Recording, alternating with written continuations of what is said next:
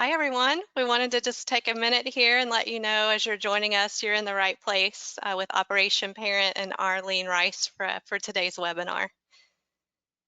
So we're going to take just a couple minutes and get everybody loaded up in the queue here, and then we'll take some time and tell you about our upcoming webinars, as well as just how to use the system to participate today. We're also so thankful that you're joining us, and thankful that Arlene Rice was willing to give away 2 of her books today. So we're going to have an exciting book giveaway, which is something that we don't get to do on every webinar, but we're certainly happy to do it today. So stay tuned in case we draw your name for the book giveaway today.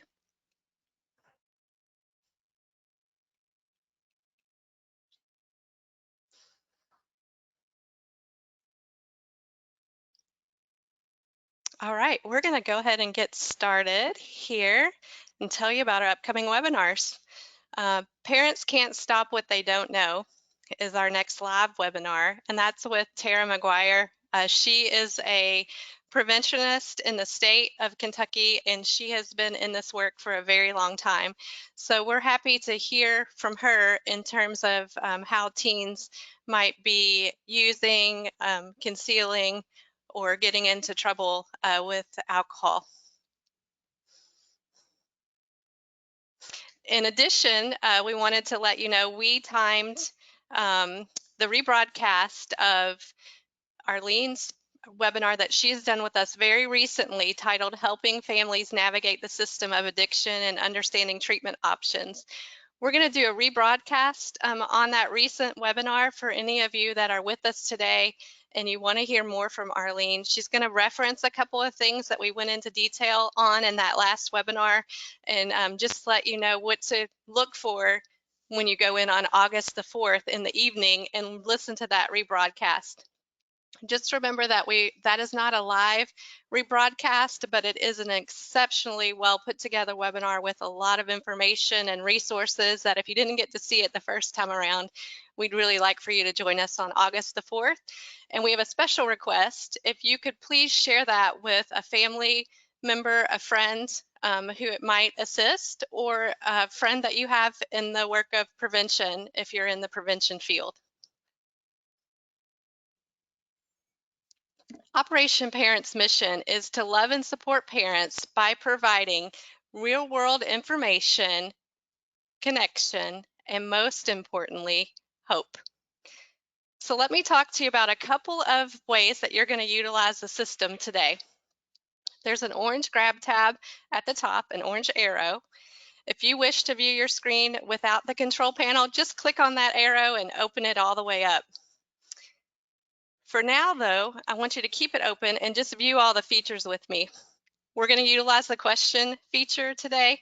That's about halfway down your control panel. You'll send both questions and comments through that area, and they will come directly to us privately. I want you to know that we're going to do our best to answer all questions before the end of the presentation.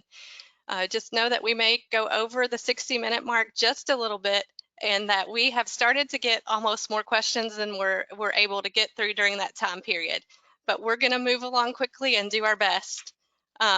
We have awesome handouts for you today. We've got to thank Genesee County out of Flint, Michigan for providing one of our resources, and that's a parent's guide to help identify teen drug and alcohol use.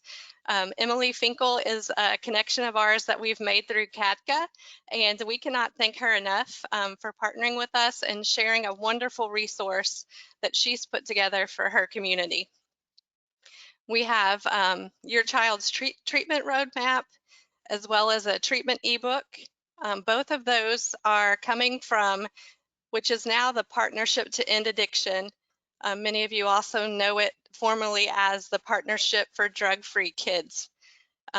We have two more handouts, sorry. The additional resources handout gives you some hyperlinks to tap on to look through some of the things that Arlene references throughout her presentation. And then we also have a PDF of today's slides for you to reference back when you want to think about those again. So just double click on those handouts if you want to do it here with us live, and download the handouts while we're working through the webinar. Prior to this webinar, we also sent you an email at the email address that you provided us at registration. So you can also hopefully find the handouts in your email. We are recording this presentation, and this recording will be sent in a follow-up email 24 hours after the completion of this webinar. So just give us a little bit of time to get everything downloaded, and then expect to see it in your inbox tomorrow. For our attendees of the live webinar, a certificate of attendance will also be attached to that follow-up email. This is an important reminder. The email, which contains the recording link and certificate attendance, will be sent to you, and please give us 24 hours to get that accomplished. Even also maybe help us by checking your junk folder just to see if for some reason it maybe went in that direction. And make sure that you're also checking on the email that you registered for the webinar with. Okay, there's a short survey sent to you directly after the webinar. It's just going to take you probably less than 2 minutes to complete. For those of you that have been with us for a long time, you know that we utilize that feedback immediately, and it really is so helpful and valuable for us. Your continued support and encouragement through that survey means the world to us, and constructive feedback is always appreciated and very well utilized. So now it's more than my distinct pleasure to turn the webinar over to Arlene Rice. She is a longtime friend of ours, a great supporter of Operation Parent, and a champion for prevention. She has a heart for this work. She studies it constantly. She is up with the current trends, and more importantly, she's up with the current resources and things that are helping families. But the thing she's most beautiful at is giving families hope that are going through any sort of addiction. All of our families have experienced something along these lines. Arlene's family is no different. She has helped her children through addiction, and she has helped so many, countless number of families get guided to resources. Arlene, we love you and we appreciate you so much, and we are beyond grateful for this presentation that you've spent a lot of time putting together for us. Thank you, Michelle. You bet. And See you in just a bit. Okay, all right. Thank you all for being here. I'm excited to share with you today just some basic practical information that can be very helpful to parents and families in regards to teens and possible opioid use and what parents need to know. But before we get started, I do want to share a little bit about myself. As Michelle had mentioned earlier, I did write a book called Parent of an Adult Addict, Hope for the Broken Road, and we're going to be giving 2 of those books away at the end of the presentation. And I wanted to share with you my personal story real quickly, why I'm passionate about what I do. I am a parent. I have 4 adult children now, but 3 of my adult children, when they were teenagers, began to use substances, alcohol, marijuana, and it eventually escalated to pills, prescription pills, and it escalated when they couldn't afford the pills to heroin. And my youngest daughter overdosed, and it's been 11 years ago in 2010. I found her in my basement. The needle was in her arm. I did CPR, got her to the hospital, but today she's 7 years in recovery, and we're just so grateful for her life.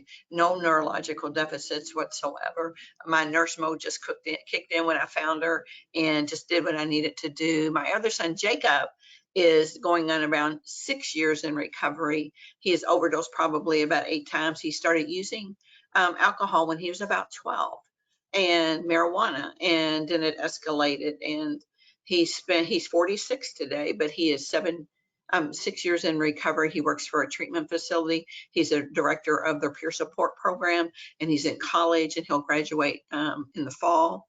And so he's doing very well. Then I have Gabriel, who's my youngest son. He overdosed in 2010 as well. He overdosed in 2013 twice. And the last time he overdosed, he was in a sober home when he overdosed. And there was a guy, everybody left him to die, but there was one guy who tried to save him. He did CPR. He ended up in, Gabriel ended up in the ICU unit for 4 days before he died in my arms. I was able to hold him as he entered eternity. So I'm so grateful for that young man that gave us that opportunity to spend those days with Gabriel. And with that being said, we'll get on with our presentation. And if there are any questions during the presentation, just let me know and just send it through the queue and we can get to those questions at the end. All right. So, oh yes, Parent of an Adult Addict, Hope for the Broken Road, we'll give that book away. So thank you, Nikki, for reminding me about that. So let's go on to Hey, Arlene, we're going to go ahead and let the folks know who have oh, yeah, just to give you a little break and also give us a chance to connect with them. So we picked our letters of the winners just before we went live with the webinar. We picked the letters J and N as the winning letters. And so if you were first in the queue with the letter J, so that would be Jackson Susan, and then also the letter N, Nancy Henderson. Arlene has been gracious enough to provide 2 copies of her book, and you 2 are the winners. So if you could send your address to me, your mailing address, in the question section, we'll be happy to get those books in the mail. All right. Okay, Arlene, back to you. We wanted to go ahead and get that going. okay. So we already went through the book. Let's go to our learning objectives here and talk about what we're going to look at today. So we're going to be looking at some real practical recognizing signs and symptoms of opioid use or opiate use in your teen. Some of the things you might see, not any one in itself, but a collection of these signs and symptoms can really make, you need to have that red flag up and review current data, some of the using trends, identify different types of opioids and what they might look like, and discover where teens may hide their resources, where they might hide some of their substances that they're misusing. And then at the end, and there's also a link for additional resources for parents of teens using substances. So, and when we're looking at trends, and this is the CDC, the Center for Disease Control. They're really pushing to develop substance use prevention programs in schools. They want them for individuals, they want them for schools, for staff, for family interventions, because in a study, in a survey that they've done, they have found, and this is like the latest in 2019, is the latest data that we have, that high school students reported misusing prescription opioids at least once in their lifetime. That is 1 in 7. So that's a big number. And when you look at the next slide in youth risk behavior, what you're going to see is in this slide here, this is from the Youth Risk Behavior Survey that was done in 2019, that in co-occurring substance use behaviors among high school students who reported previous 30-day prescription opioid misuse, meaning they were using these opioids, they were misusing opioid prescription pills, but they were also co-occurring with that was another substance. So you're talking about opioids and alcohol, opioids and marijuana, opioids and cocaine, amphetamines, heroin. And so what you'll see if you look at just from this graph, you can tell that in that 30-day period, not only were these teens using marijuana, 45% of them was using marijuana and opioid prescription pills together. And then at the next slide, it goes up to about 60% of high school students who reported using opioid prescriptions were, go back to that slide before, Nikki, please.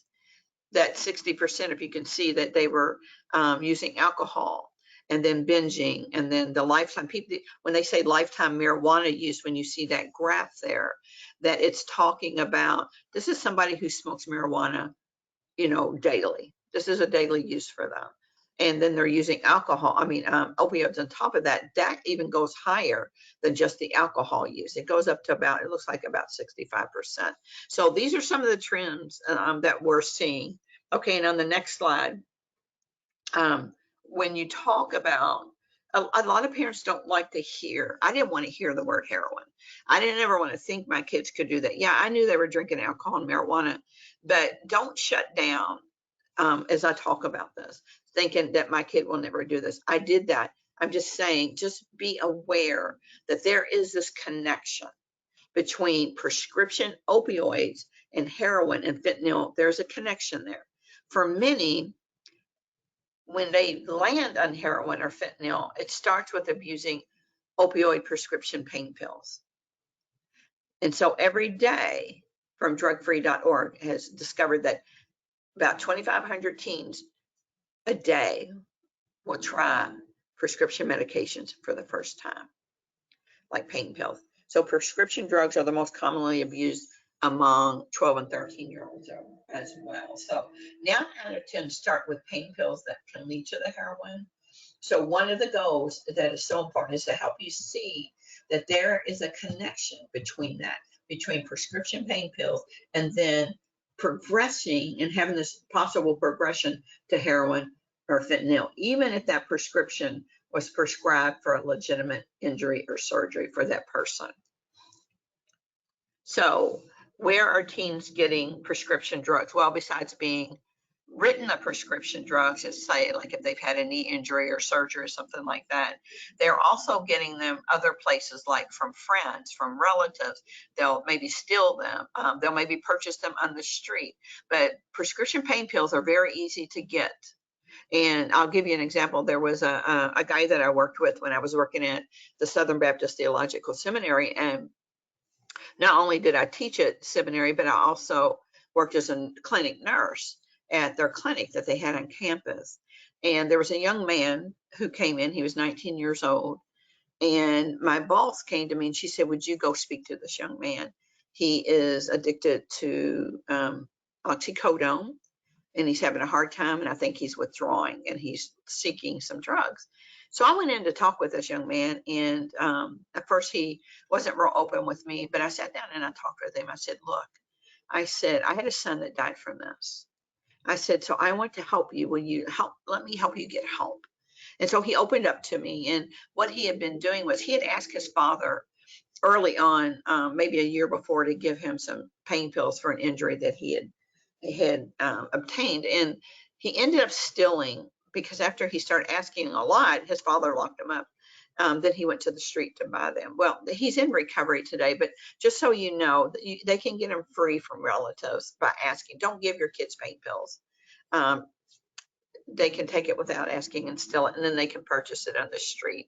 So you can see the high percentage get them free when they ask someone to give it to them, like it might be a family member. So when you go to the next slide, what you'll see is it's kind of like a ladder, a prescription. We call it the new step in the drug ladder. And kids normally will start out using they'll start out maybe using cigarettes and alcohol and marijuana, right? And before prescription drug misuse became really prevalent, it wasn't really common, or there wasn't really this huge jump to go from alcohol and beer and wine and smoking and then jump to the harder drugs like cocaine or heroin. But now that you have this, you see that in the red, you have this new area inside of that ladder in this progression that makes it easier for the kids to jump from marijuana and liquor, then get to the pills, and then jump to the harder drugs like heroin or fentanyl. And there's a reason for that. And when we look at the next slide, I'll explain what happens. And you see this real frequently with teens and with young adults when they, start misusing prescriptions, pain pills. They oftentimes can and will land on heroin and fentanyl. That's what happened to Gabriel. And what had happened was he had, done some alcohol and done some smoking pot, and, my husband and I, we disciplined all of our kids, by taking things away. And you do what a parent does, but pretty much we just thought, well, we did some of this stuff as kids. We drank and we kind of smoked here and there, and we didn't really take it seriously. And I wish we would have done prevention and had education and had some strategies we could have implemented. But what we did, we just punished. And what happens is that they become dependent or addicted to the prescription pain medication, especially if they have a genetic predisposition to this. And once they're addicted or they become dependent upon it, their brain starts telling them they want a stronger high. So you have this reward pathway in your brain. And then as they need a higher dosage of milligrams in the pills, that becomes really expensive. And heroin is usually the cheaper alternative. Pills can range from $20 to $80 a pill, depending on the milligrams, while you can get a bag of heroin for about $15 to $20 a bag. Now, in some areas of the country, you're not seeing so much heroin as you are seeing fentanyl, but in other areas, you're still seeing that fentanyl around. And I remember one time talking to Gabriel, I was like, why didn't you come to me? Why didn't you come to me and tell me that you were having trouble being addicted to this pain medication and that you were misusing? And then you jumped to heroin. He said, well, it was cheaper. Back then it was like $5 a bag, to get, the heroin. And he said, I couldn't afford the pills anymore, but I didn't want to go through the withdrawals. But he hid it very well from us. We didn't know. So in the next slide, and this is just a real brief slide, a brief description.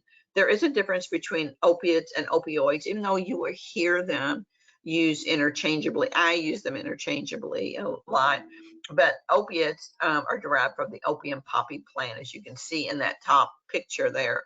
And then opioids are usually synthetics, like they're man-made pills are opioids. So they're analgesics, they help with pain, but one of the big things that they do is they depress the central nervous system. So that's why you see overdoses, because your central nervous system and your respiratory center becomes very depressed with opioids. And in the next slide, what's really interesting is, and when I had been doing some research, I didn't realize that Bayer Pharmaceuticals had manufactured heroin back in 1898. And then a year later, there were these people who had been prescribed this heroin and they became tolerant for it. And then they needed a higher dose. So they started wanting more. So that's just a little bit of history information. But when you're talking about pills, and when you're talking about heroin, when you're talking about fentanyl, there's different types of heroin. There's black tar, there's brown heroin, then there's white china. And when you're talking about pills like Oxycontin, what you'll see is the OC. If you see under Oxycontin, you see 80, that's 80 milligrams. That's going to go for a lot more than, say, a smaller dosage. And then on the next one, you see Opana, that's been taken off the market. There's a mother that I know who actually just lobbied and lobbied and lobbied in Washington until the pharmaceutical company that made this had to close down and discontinue Opana. Her son had died from taking one pill when he was on a camping trip. Somebody had asked him to take it and he took it.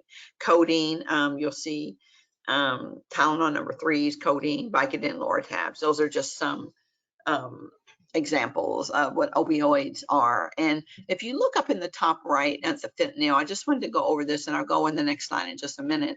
But the first one you see is fentanyl. That's an ampule bottle. That's what we use in the surgery a lot. When people are having any type of surgery, they'll get a dose of maybe 50 of fent, and then they might give them a little bit more in the recovery room. That's legal. And that's monitored and that's medical. So the fentanyl that you're seeing on the street is not the same as this fentanyl here. Like you see the patch there.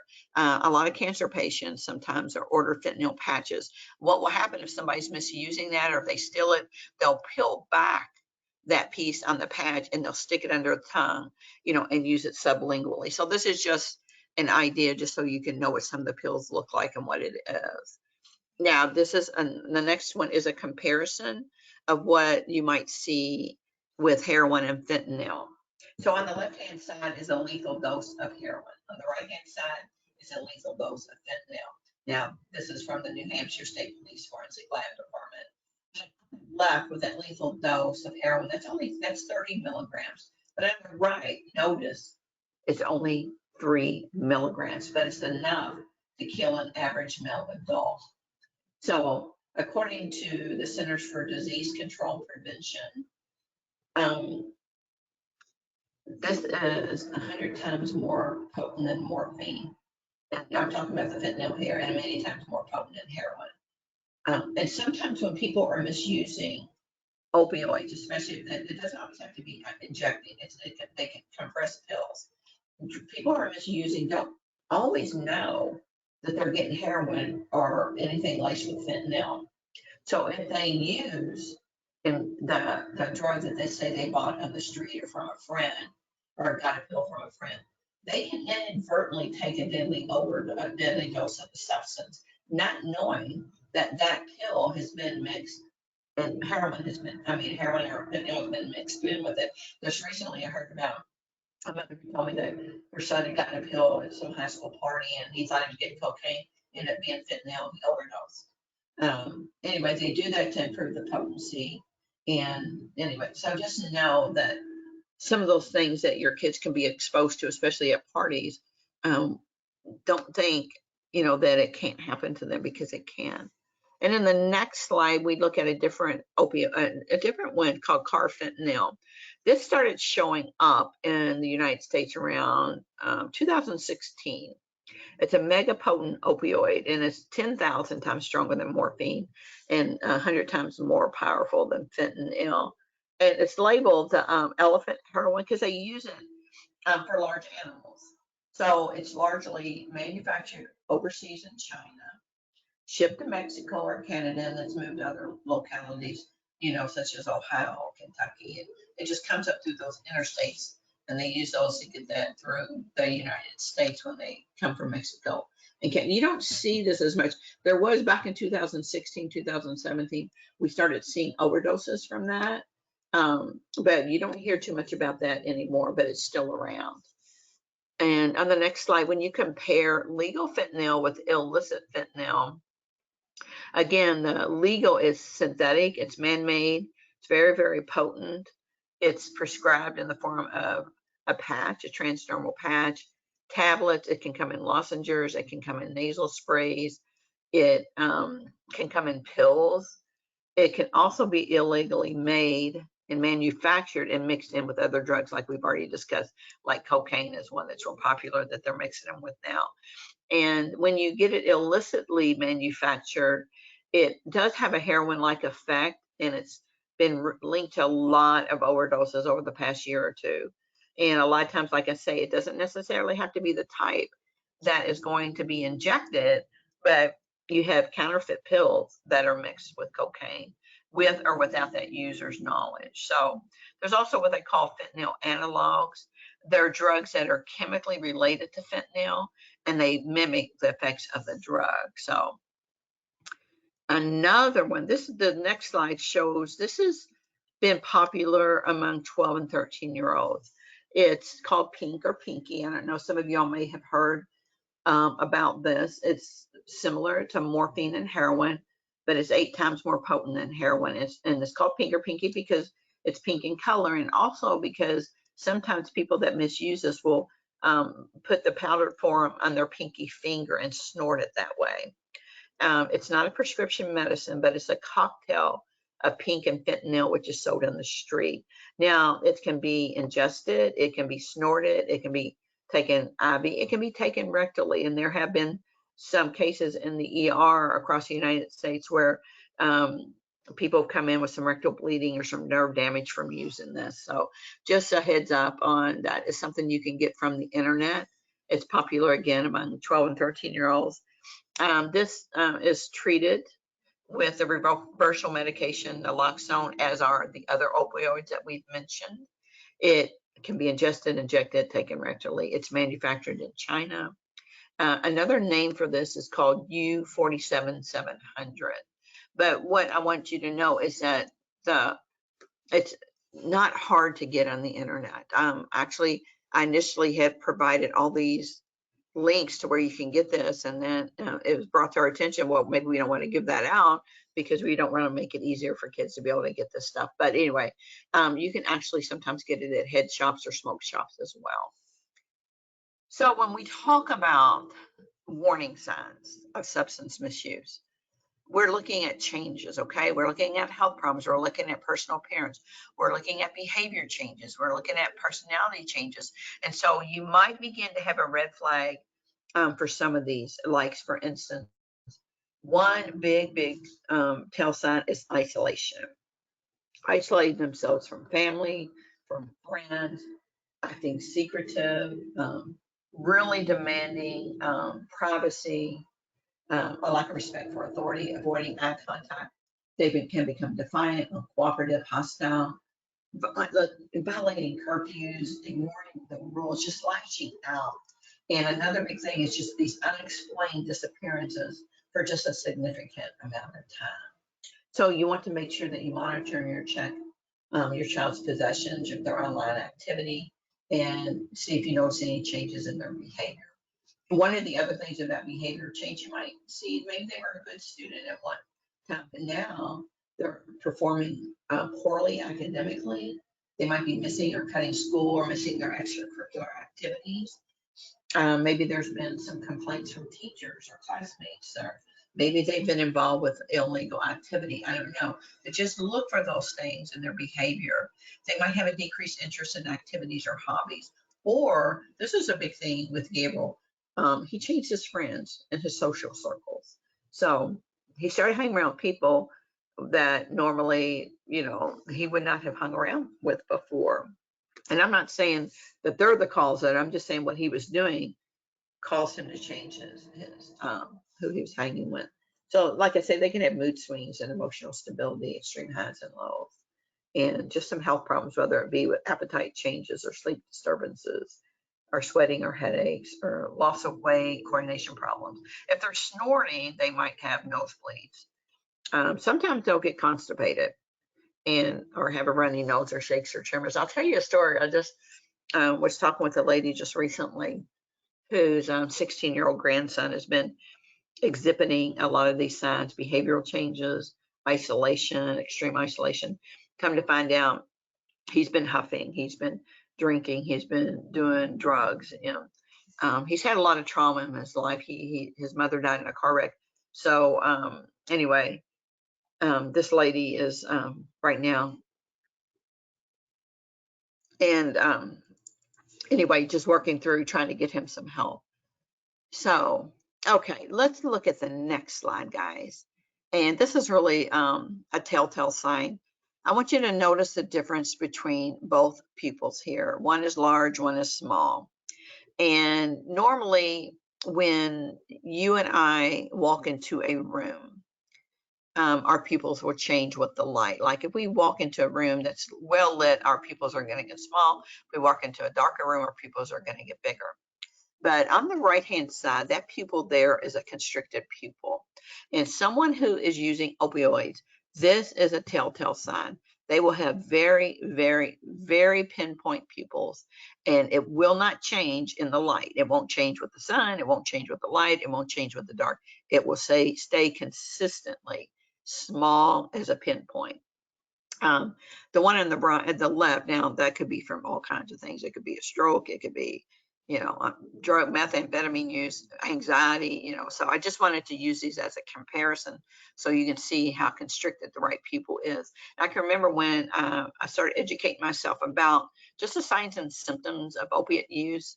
My kids, my adult children, they started, like when I would talk with them, I would look them in the eye, they would look away from me. They wouldn't let me make eye contact with them.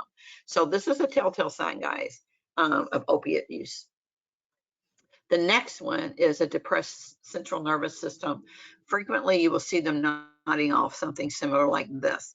They might make excuses and say, I didn't sleep well. I had a lot of homework. I, was up late last night. I just, have insomnia and now I'm sleeping. But this is a sign. The pupils and the nodding off is a sign, that telltale signs. The other thing that you might see has to do with histamine releases and the scratching, the picking hair off their hands and sneezing. All of my 3 children that were actively using at the time constantly were scratching their hands like this. And they were constantly picking hair off their hands. They didn't have any hair in their hands, my sons. And so, yeah, so that's not, excuse me, that might not be a telltale sign, but it's clumped together with these other ones. It could be. The other thing is a histamine release is a lot of sneezing and sniffling or constant runny nose. I noticed this mostly in Gabriel when he was using, and I remember asking him one day, about his sneezing. And he said, well, I find that when um, I'm going through withdrawal, right before I start going through withdrawal, I will start sneezing. And that tells me I need some more drugs. So anyway, he always was doing that. The other thing is maybe your child is injecting, maybe they're not, maybe they won't, maybe if they're using opioids. Just know that if your child is injecting, you might see these tiny pricks on their arms or legs. Sometimes they'll inject in their thighs, their neck, their feet, or under their fingernails to keep it hidden. But if they're injecting in their arm, just say they've advanced to injecting, because sometimes when you snort, you get sinus infections, and then you take too many pills, your stomach, you can get ulcers. So some of them will resort to injecting. And if they're wearing long sleeves and it's hot summertime, that might be a sign you might want to look at them. Or I can remember asking my kids before, like I would see a couple little marks on their arms. I was like, oh, did you hurt yourself? And they're like, oh yeah, I kind of bumped up against this, but just know that, of course, they're not going to tell you the truth and tell you what they're doing, but just know that if you see something like this, just let it raise a red flag, and you might want to just kind of investigate a little bit more. On the next slide, I did this because these are all things that I found in my house, and I didn't realize that they were related to opiate use and opioids use. I used to, of course, a bottle of water. What's so significant about that? Well, I always found them in the bathroom, and only just a little bit of it was gone, but it was always sitting in the bathroom. And the other thing was my teaspoons. They just were missing all the time. I was like, where the heck are my spoons? I would buy Q-tips. They were always missing. Or I would have cotton balls, and some of the little cotton ball things would be rolled up and they would be dropped on the floor. I missed Reynolds wrap. I found belts. I found shoestrings out of my tennis shoes that were missing. I would find pins that were broken in half. That's used for snorting. I would find buku amount of straws cut in half, or they would be already wrapped up and then they would be in a drawer, but eventually they would be cut in half. And I didn't realize that's a sign of snorting. The balloon, some of you might ask about that. So you don't see this a whole lot, but this is something I experienced with my daughter. She had come home to stay with us while we were trying to get her in treatment. And I had gone up to her room. She was downstairs or something. And I just started looking around. I just wanted to make sure she didn't bring any drugs into the house. And I looked in this box that I hardly ever used. It was a little gift box. And I found a balloon just like this. And I didn't pick it up or anything. I just looked at it and I thought, well, that's odd. Why is there a balloon in here? Walked away from it, and I said something to her later. And she said, oh, I don't know. That's nothing, Mom. You're just, thinking, she gaslighting me, right? Just thinking I'm out of my mind. Well, I went back up the next day and the balloon was gone. And later on, she told me that that's where she had bought some heroin and it was in a balloon like that. So again, let's see. We have the tie. That's a tourniquet. Belts, tourniquet. Mirrors, that's for cutting the drugs and splitting the dosage up. Lighters, I found all kinds of lighters around. Razor blades, rolled up dollar bills you might see. They might lock themselves in the bathroom frequently. So just know if you're missing spoons, or if you're like have water that's in the bathroom all the time but it's not hardly used, you might let that red flag go up there. Now, how else are they hidden? If your child, I will say this, if your child is using, they will have their paraphernalia or drugs on their person or in close proximity always, always. Listen, look everywhere. That's the lesson I learned. If they are using and you're looking, you are going to find that evidence. You want to look inside their pockets and shoes and purses and backpacks, under and in between mattresses, in toilet tanks. I found some drugs one day up in the ceiling tiles in the basement. I found alcohol outside the bush in my house. Look at the perimeter of the house. Look in vehicles, bushes, garages, coolers, anywhere where they might hide it. My daughter told me that sometimes she would hide things in this one little trinket that I had in my living room on the fireplace. She said, I know that you never looked there, so I would just put it in there. So because I was starting to search her room by that time. The other thing that she did, and it could be they are bringing the drugs in under their breath. And I know that sounds crazy, but my daughter was the one who told me, she said, I would take the drugs, and because she was well endowed, she would put them under her breast in a baggie. And that way, when I searched her, when she came in, I looked in her bag, I didn't find any of it, because she had it under her breast. So anyway, just know they can go to great extremes to hide it from you. They get really creative. Gabriel, I had one point taped him to his leg. So, I didn't, the inside of his leg, they would put it in their car in the garage in a cigarette box. Check Altoid containers. Back when you had cell phones, you could take the battery out. You don't have it so much anymore. I found drugs there before, behind dressers, mirrors, drawers, anything, inside socks, inside coats. And the other thing that my kids did, they told me that they would tape their drugs in a little baggie at the top of their water bottle. So when they walked in, they were drinking water, but they would put the bottle cap back on, but the drugs were underneath the bottle cap. Very creative. So on the next slide, I think we're going to take a poll here. And Nikki, are you going to take the poll? Yeah, so Yeah. Okay. we're going to take a moment to take this poll. Let me launch it. We'll give you guys about 30 seconds to answer this question. But the poll is, what does 420 mean? Is it slang for smoking pot around 4:20 p.m.? Does it mark the cannabis celebration date, 420 or April 20th? Is it all of the above or none of the above? So I see results coming in. I'll give you guys a little bit more time and then we'll close the poll.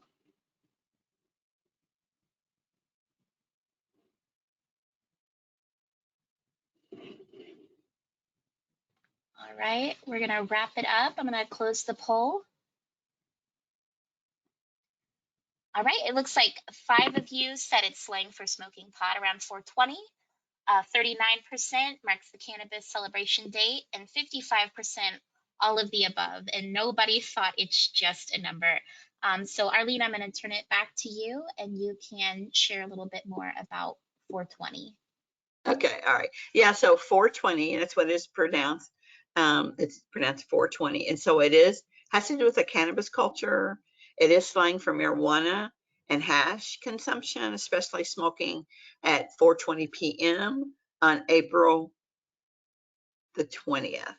And so there's also marijuana and cannabis oriented celebrations that take place annually on April the 20th, which is 420 in the United States. So anyway, so yeah, so it was all the above. So it's pronounced 420. At 420, on 420, you're supposed to smoke and, be, in the, so if you see this sign in your child's bedroom, be alerted that, this might just mean that they might be smoking marijuana and doing some things. So anyway, there is a story. I'm going to talk about hidden in plain sight.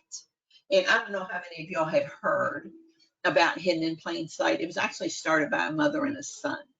And her son had been misusing drugs, and she got him help. So they developed this website. And it started out where you could go to the website and you could do an interactive I guess it was like a game where you can click on items and see how would that item be related to where they would hide their drugs. And so this is what her son had come up with. Like, you see all kinds of things, like you see a Barbasol shaving cream can. If you unscrew the bottom of that can, they can hide their drugs in there. On the chair, you see a hairbrush. The back of it you could take off and put your drugs in there. So how it has grown, now it has gone to where a lot of state troopers in different states provide trainings, and they provided what they call an interactive session at schools for parents it's an educational experience that walks you through a typical teenage bedroom. And the inside of the bedroom is set up with drug paraphernalia that is hidden in plain sight. So again, it's interactive. It's a program that helps adults have a little bit of insight into current trends and use substances and drug paraphernalia and concealment of illicit drugs or alcohol. And then sometimes a lot of them are volunteers in the community, and they educate people about the drug trends and the paraphernalia. But they also help talk to your youth about alcohol and drugs and what to do if a problem is suspected. So anyway, that's what that is. It's at the end of the presentation or in your link. The Hidden in Plain Sight link is in there where you can go to their website, and you can even search and see if maybe your state offers something like that for your school. I know in Kentucky we have several schools and counties that do Hidden in Plain Sight, and the state troopers help educate families. So our next slide, I'm going to ask you this. Would you know the difference between overdosing and somebody just being high? And how would you know? Do you know what that looks like? And so how you recognize that is if you're really high. When you look at the next slide, there's a comparison chart here. And when you're high, your muscles become relaxed. Your speech can get slowed and it can be slurred. Now we're talking about opioids and opiates. And you can look sleepy, you can nod off, have those pinpoint pupils we talked about. But the difference is that when you have somebody that's high, even though they might be really sleepy and nodding off, they might look like they might be overdosing, you can kind of nudge them or do a sternum rub or pinch them or yell and say, hey, are you okay? You know, they'll usually wake up. Now with an overdose, what you might hear, they've already nodded off. They might be having a deep snoring or a gurgling or a wheezing. Now this is what happened with Lindsay. Lindsay was snoring and she was like gasping. She had what they call the gasp of death.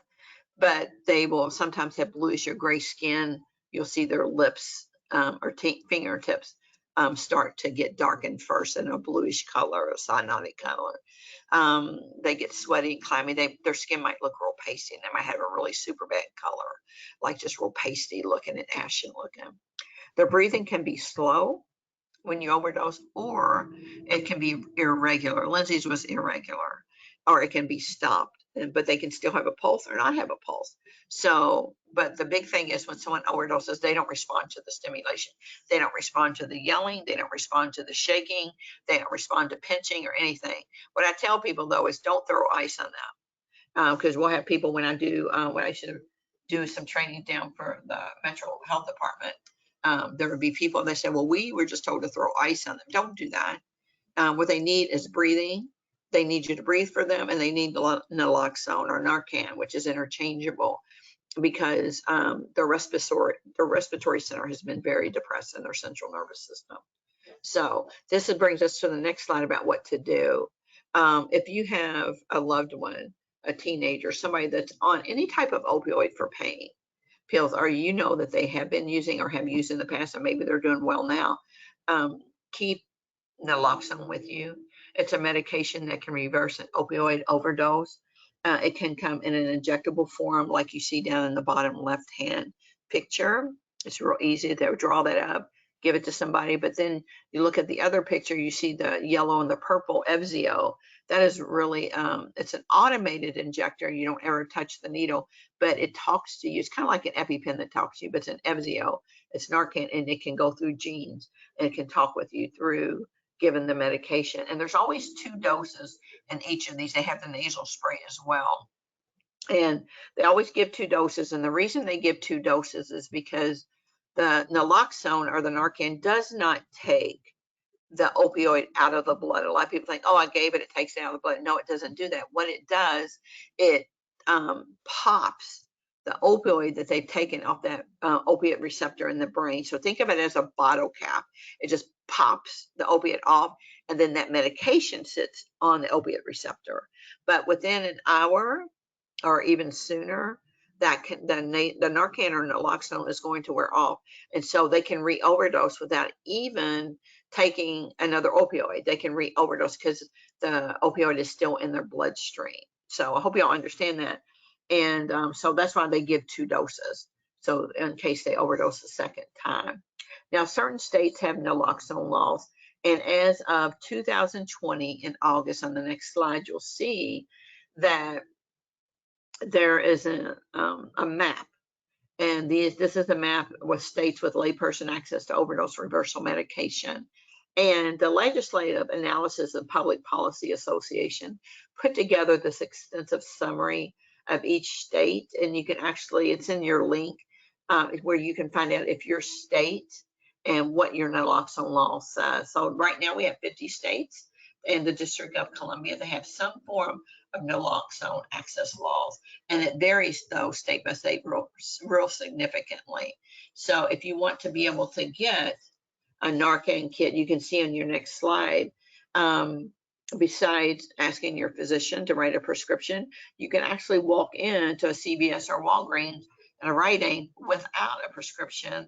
Most of these pharmacies now stock Narcan or nasal spray, or they call it naloxone as well.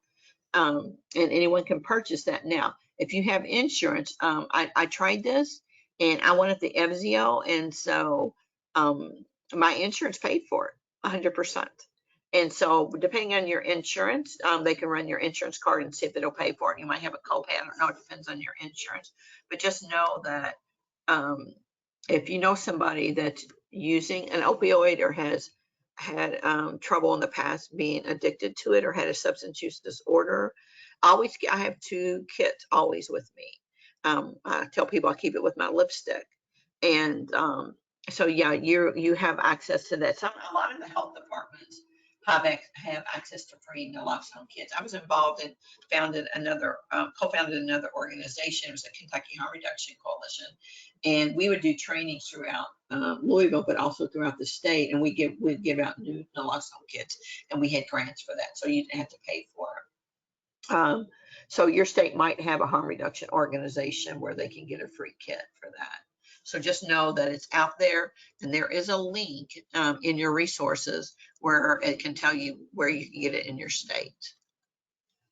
So when you respond to an opioid overdose, just remember this. You always call 911, of course. A lot of times when people are using and they're using with others, they won't call 911. I had my son Jacob call me one day, and one of his friends overdosed in his house. They were all using this as before he, went to recover, and he called me in a panic. He said, "Mom, I don't know what to do." And I told him, I said, "Give him rescue breaths, call 911, and do you have naloxone?" Of course, they didn't have it. So they did the rescue breathing, and the guy came back, and they were able to revive him without the naloxone, but it took a while, he said. But they never called 911. I was like, "You've got to call." So just know you call 911, you can do breathing for them for 30 seconds or 1 breath every 5 seconds. Give them naloxone. Give rescue breaths for 3 minutes. Give the second dose if needed, and then put them in a recovery position. Stay until help arrives. If they don't recover, you just keep, and you've already given the second dose, you just keep on doing the breathing, check their pulse, and eventually, if they lose a pulse, if you can just stay breathing for them, they might not lose their pulse if you call them in time. So, but know that there's people that will show you how to do that when you go to the pharmacy. And if you do get it, they will train you on the spot what to do. So this is communication. So the Partnership for End Addiction is really a great resource. And there's a handout that you'll have, the Parent Talk Toolkit that's on one of your handouts. And then you have Operation Parent Handbooks. But I'm not going to really sit on this a long time because I cover this in the other webinar, Navigating the System and Understanding Your Treatment Options. But do know, please start educating yourself.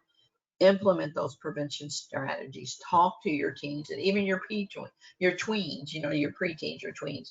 And don't think it won't be your kid. There's a lot of good resources out there. And like I say, there's a Parent Talk toolkit out there. And it'll help you, give you scenarios of how to bring these subjects up and talking to your teens and how you respond to them. And then, so I'm just going to kind of leave it at that and just refer you to the navigation of the system, how to navigate the system and understanding your treatment options. I really go in a lot of depth there. So again, what do? You do want to break your silence. You don't want to be quiet. You want to seek help. I sat in my church silent. I didn't want anybody to know. I thought we could figure this out as a family. And I couldn't. I couldn't do it. So I finally had to break my silence and go seek the help that I needed for myself. I started educating myself and again, dialoguing with your teen early on about opiates. And you want to be able to confront and have a plan, intervene early. Don't wait. Learn CPR, carry that in a naloxone. What you don't want to do is deny and enable or be passive or emotionally manipulate your child or be deceived. You don't want to blame shift or take on this guilt. So there's two aspects to remember when knowing what to do. You want to get help for yourself, and then you want to get help for your child. So again, navigating the system of addiction, I really talk a whole lot about that in there, about what you need to do and how you can go about that, getting help for yourself and getting help for your child. So again, one-on-one counseling. I did receive one-on-one counseling myself.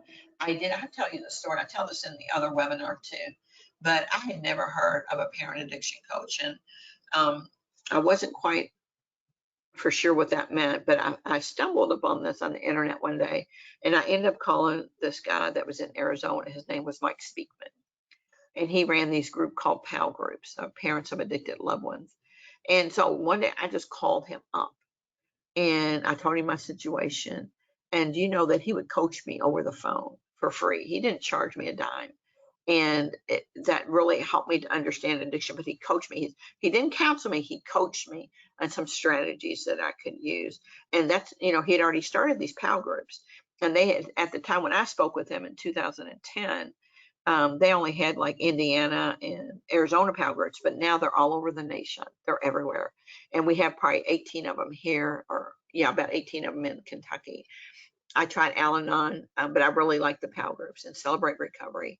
So I got to help a lot of online support groups that are out there. You're going to have to contact your insurance provider if you're going to need to do assessments and screenings. And then there's a lot of addiction resources out there. There are a lot of them on my homepage of GP 930. That's the Gabriel Project 930. Gabriel's birthday is September 30th, so that's why it's called that. So yeah, there's a lot of help out there. And even with the Partnership to End Addiction, I have that on the Navigating the System.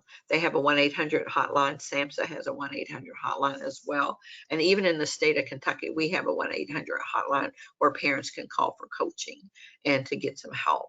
And so a lot of states have that. I don't know if your state does. It's just something you're going to have to look at. The other thing is the Operation Parent Handbooks. This is an excellent handbook to stay informed about teen drug use and why it's happening and how to prevent it. They have some great strategies for prevention. And if you currently own one of these handbooks, you can go to page 35 and 40 to discuss this further and go through that with your teenager. Or go through it with another parent, but go through it so they can be educated about, drugs and misuse of drugs and what to look for and what to avoid. This will help you, and hopefully it will help them. So I would really encourage you, if you don't have one of these handbooks from Operation Parent, they're excellent, and just stay informed about what's going on. So in our next slide, we're getting to the end. I just wanted to talk a few about the resources. Of course, my website has family resources. There's a link where you can get an naloxone kit. I include stats. I like information where you can get the latest stats by state and overdose in your state, how old people are that are overdosing. Hidden in plain sight, the Legislative Analysis Public Policy Association, where you can find where you can get, what your naloxone law is in your state. And then on the next slide, of course, always the Substance Abuse and Mental Health Services Administration. They have a national helpline that you can call. It is a branch of the United States Department of Health and Human Services, but they have this mission to reduce the impact of substance use and mental illness on American communities. Now, I didn't talk about this, but that one where it says WHA's 11 news article, Last Chance K9. And here in Louisville, we have, if we suspect that our teenager might be using drugs or someone, we can call this the Last Chance K9. And it's an organization where they have a sniff dog and they come and sniff out drugs. And so this is a really interesting article about some parents of a teenager who realized there were some changes in behavior and stuff. And they called them because they thought he might be using drugs, but they found so much more, guys, that he was doing. And they were able to get him help because they intervened early. So anyway, again, partnership to end addiction. Oh my goodness. Like Operation Parent, they always have the best resources for every age group. They do have a 1-800 number you can call or text. They even have parent addiction coaches you can talk to. So NIDA resources on the next page, teen resources, the medicine cabinet, and that will conclude what I have to say. If you ever want to email me, you can email me at GabrielProject930 or Arlene at caalu.org. And guys, it has been wonderful to be here. I hope you've enjoyed the presentation, and I'll turn it over to Nikki and Michelle. Thank you all so much for being here.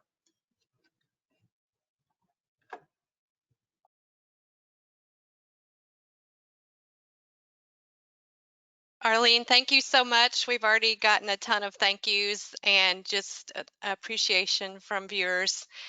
We've got a ton of people on live with us today, so that's so exciting. Thank you so much. So, hey, I just want to remind everybody that we've got those two upcoming, well, that's good, Nikki. Stay there first. We've got an offer on that Operation Parent Handbook that Arlene talked about. Our offer is good through July 14th, and we've got 10% off of 50 handbooks or 20% off of 20% off of 100 or more handbooks. So this is great if you are a drug-free coalition or a school or a church who would like to have these handbooks available immediately, or if you're planning ahead for the fall. We wanted to have a special offer for those of you who might be in that situation. There's a middle and a high school edition. So take a look at those on our website. If you're going to do a book order like this, we will we'll talk you through that in our office, but you can initiate the transaction by communicating with us through info@operationparent.org. So we'd also like to just say hello to those of us that are going to be at those of you that will be with us at CADCA mid-year here in a couple of days. So if you could just raise your hand if you're in the audience and you're also going to be a participant like Operation Parent will be at CADCA starting this Friday.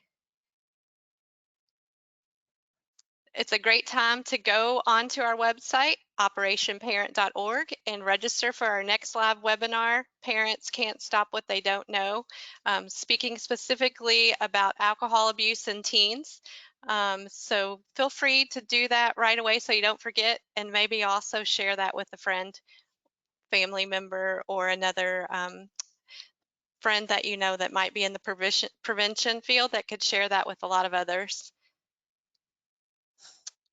Arlene has referenced her last webinar several times and given you some cues of what you'll want to go there and hear and learn a little bit more about. So please go ahead and sign up for that if you're interested and you haven't already seen it. It's an excellent presentation with even more resources. I feel like we covered a lot of ground today. This past webinar also did the same. So feel free to enjoy that and utilize those resources however you can. So for those of you that are new to OP today, welcome. If you've been with us for a really long time through this webinar program and you're helping us grow our mission, if you could consider just going to the bright blue square on our website and making a donation. We've been able to offer this webinar program free since 2018. Arlene was actually our very first presenter in 2018. And boy, have we come a long way since then, right? But we've done all of that free to anyone who's ever joined us on a webinar program. So if you're able to and you'd be willing to donate in honor of the work that we're doing with this webinar program, we would be thrilled if you could do that. And also, if you're not already following us on Facebook and Instagram and Twitter, we would love for you to just join us there and be an active part of our community. All right, and questions. So we did have some early questions in the queue, so I'll start with those. Nikki, if you don't mind to check the queue and see what has come in since then, that would be great. I've got 3 starter questions ready for you, Arlene.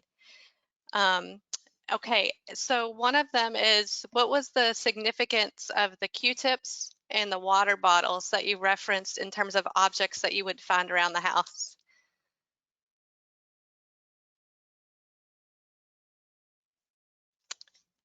We'll unmute you, sorry.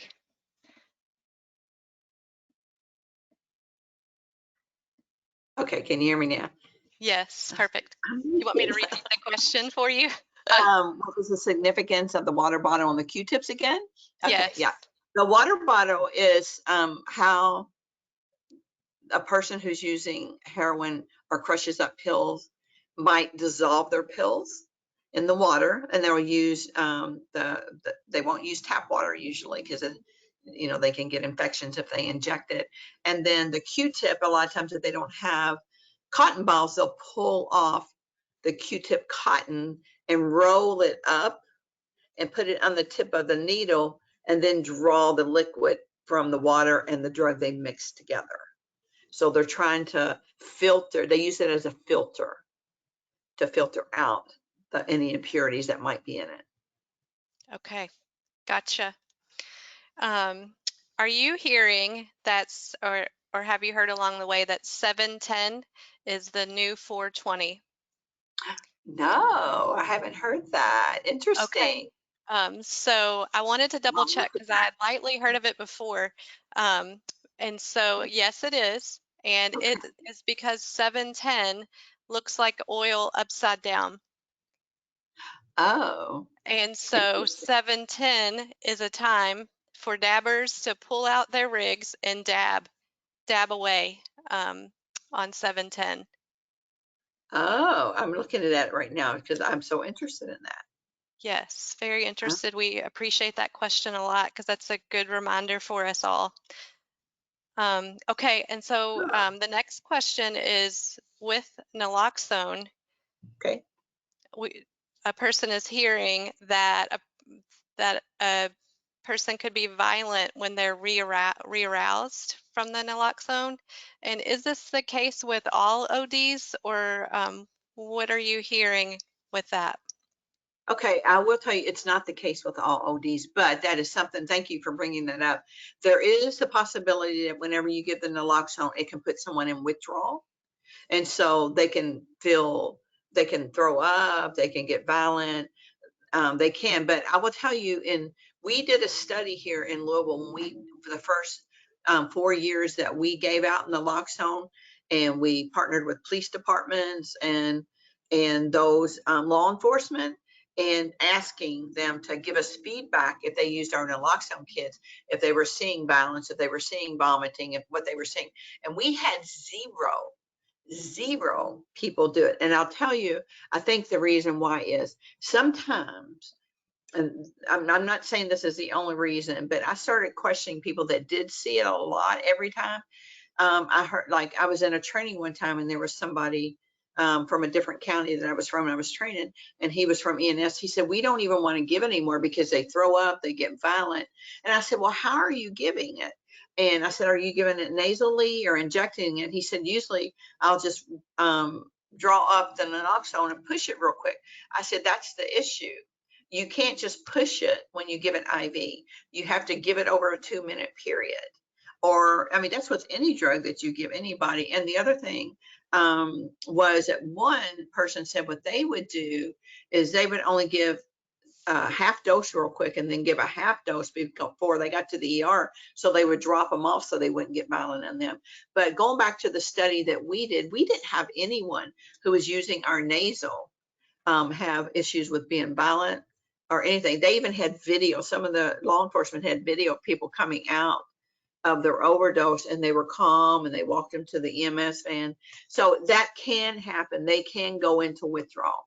And that's another important thing that you want to tell somebody. If you're with them and you give the Narcan, you want to be sure to tell them not to use again, because that's still in their blood system and the Narcan is still on the receptors, but that'll eventually wear off. So they don't want to go out and use again because they'll re-overdose again. So I hope that answers the question. It's not with every case. And like I said, when we did that study, we didn't have any of them that got violent or threw up, but we do hear that from EMS and other people. Okay, awesome.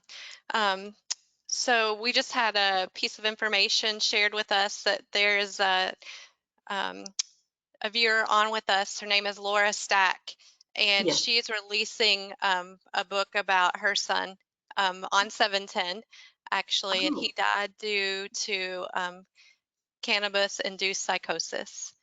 yes. So for anybody who could support I'm so Laura, sorry. yes, first of all, we are super sorry and sorry that you're going through all that. We will support you in your book launch by taking a look at that book. And anybody else on who's able to support Laura with her book launch, please do. Absolutely. If she's Laura, if you're on Facebook or anything, if you have a page that we could join, and because I do the Gabriel 930 page, I can share that with my contacts as well, but we would love to support you. That's a And great idea. Yes. Great idea, Arlene. Let's share that broadly for Laura. Okay, so I did see one more question. Let me try and get back to it.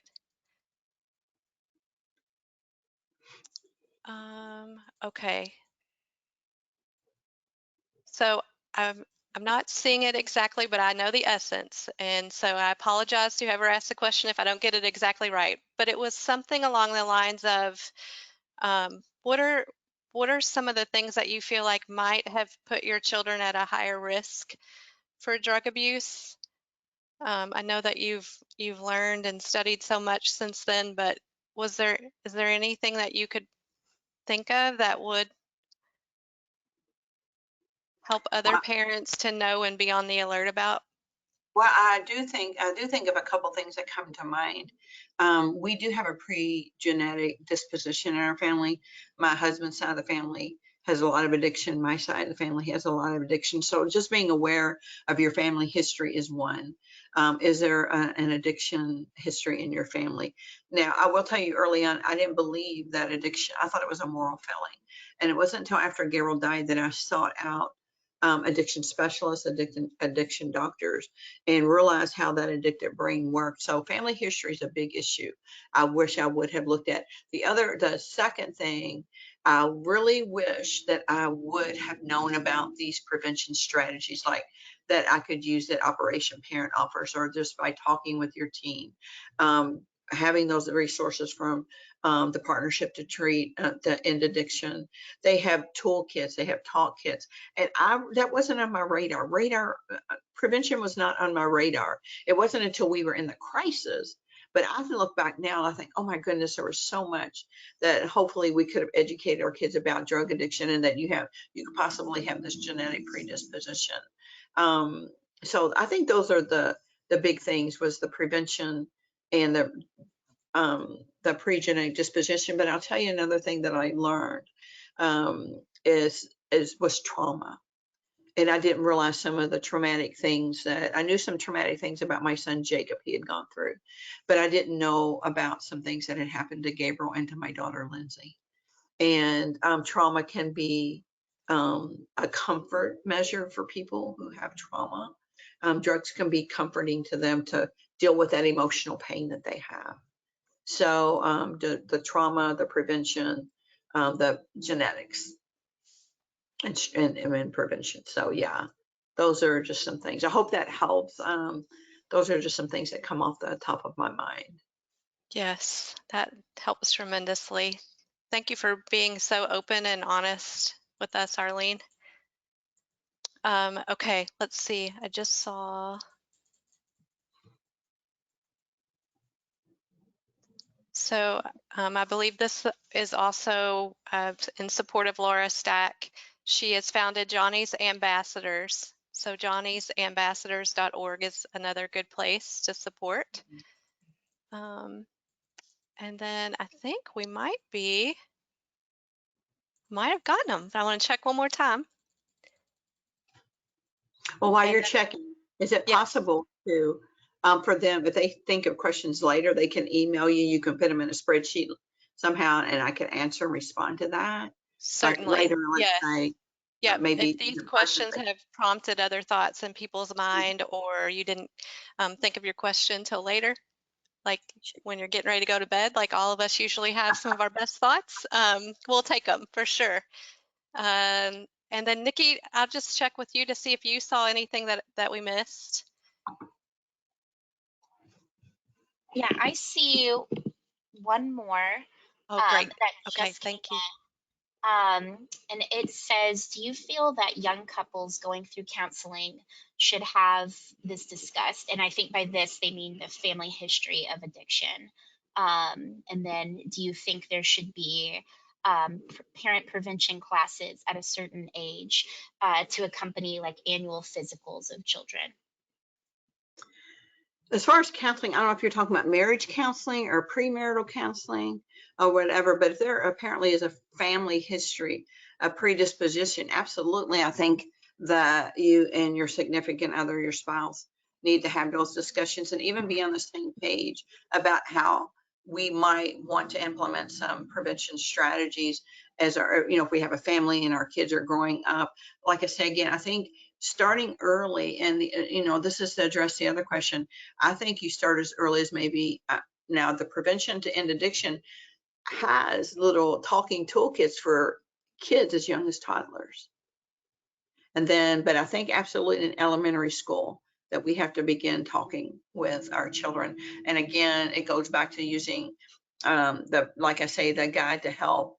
I'm sorry, not the guide to help, but the treatment ebook that the Partnership to End Addiction comes up with, that they have. It's really excellent because it gives you scenarios of something that might happen, like maybe your kid's going to a party, or it might be something as, taking cold medicine, or a child seeing you take a pill and you say, oh, this is the pill the doctor gave me. We don't take these if they're not yours, and we take them if they're prescribed. So yeah, I think you start very early on. That is probably one of the biggest regrets that I have with my children. It wasn't on my radar. I knew we had addiction in our family, but I didn't, when I drank and I smoked a couple of joints, and when I was a teenager, I didn't become addicted. My husband didn't become addicted. You know, I just wish I would have known more about and taken seriously our family histories, and talked earlier, and knowing how to do that, not just talking. And you don't want to berate your kids. You want to engage them. You want to talk with them. You want to help them to understand those risks that are there. Absolutely. Someone asked if how to get additional information on the upcoming webinars. So I would encourage, so they're wanting to share it broadly, and I would just and share operationparent.org, and then folks can register for the webinars directly from our front page. So whatever webinar is most recently coming up, it will be on the front page of operationparent.org. So that's probably the easiest way to do that. We've got lots of blessings to you, Arlene. Thank you. Blessings to your family. Thank you so much for your excellent knowledge. Someone else says we're never too old to learn, and I've learned a lot today. So that's so true. Right. I learn every day. Like I learned Yes. about July 10th, 7/10. Uh-huh. I mean, yeah. Yeah, that's why we're here together, so we can learn and just keep learning together. It's too hard to do it on our own. Okay, I did see somebody wanted to be reminded about the toilet paper. What was the toilet paper roll for again? Okay, so what they'll do sometimes is they'll take the aluminum foil and they'll mix the drug in the aluminum foil and then kind of burn it underneath with a lighter, and they'll put the toilet paper holder under it because it'll create it'll get hot, and they can insufflate, like they can sniff it. So it's So like some it's like steam is produced, like yeah, steam comes from that. yeah. And so they'll Okay, use that toilet paper holder to do that. Perfect. We're really excited that everybody's learning more about objects that might be signs that there could be something going on. If you haven't already downloaded that handout from Genesee Prevention Council, please do that, because it takes each of the objects Arlene mentioned and gives you a little cheat sheet of why they might be using and how they might be using objects. So it's the things that Arlene mentioned, and then there's some additional objects there that we didn't have time to go into today. So please make sure you download that resource. And we just want to also thank Genesee's Prevention Coalition for taking the time to create that for their community and also being willing to share that with us. And thank you again, Arlene, for your time. We're going to wrap it up here, but we'll be open to further communications and questions from everybody that's here with us today. All right. It's been a great afternoon with you guys. Wonderful afternoon. Nice job, Arlene. And thanks everybody for giving us your valuable time this afternoon. And we'll see you on our next webinar. All right. Bye-bye, everybody. See ya.